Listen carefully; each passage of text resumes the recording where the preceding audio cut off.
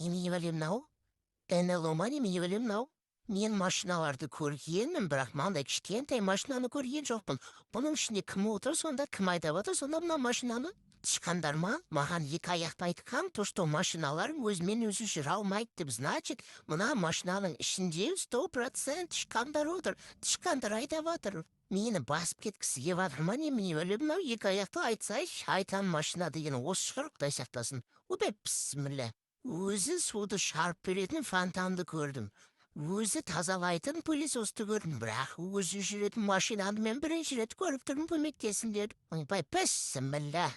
Не істеп жүр? Мынау мені айналшықтап, не істеп жүр? Жердің ұртындай болып ал.